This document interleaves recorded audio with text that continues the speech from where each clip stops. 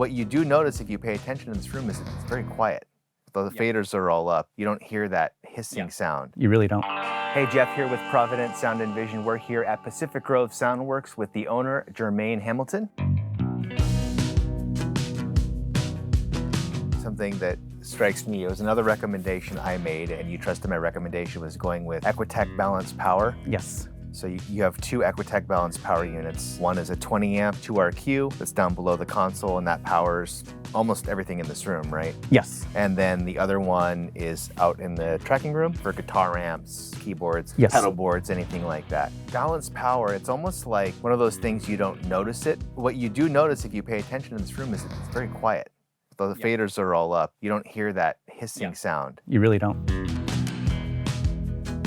And you know, the thing with dirty power is that you're getting public utility power coming in, and you get whatever noise is inherent with those transmission lines. For example, they are building a new hotel right next to our studio. There's been a lot of construction, drills and saws.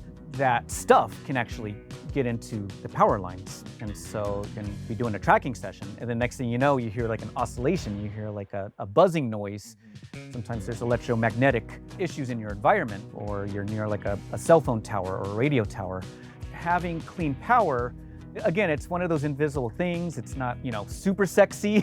Definitely my audio engineering colleagues think it's cool and awesome, but it's just one of those set it and forget it things. It's there. It's one less thing you have to worry about as an audio engineer, especially in like the analog domain. Having something like an Equi Tech to immediately help balance out the noise floor, bottom out a little bit, and just lets you focus on the music. It helps you with your dynamic range, so you can maybe record quieter instruments such as a flute while having some punchy drums tracking. You don't have to worry about gain staging. You really made some investments to put the infrastructure in place to give the elevated experience. Like, a lot of people aren't going to put Equi Tech Balanced Power. It just goes to show like how all these little nuances can compile to make a better sounding experience, a better workflow experience, a better creative collaboration. It's almost like if you don't have to worry about the power and the interference from the construction site next door, it just lets you relax. Doing a session and having to like chase down those problems and plugging ground lift adapters and trying different DI boxes, and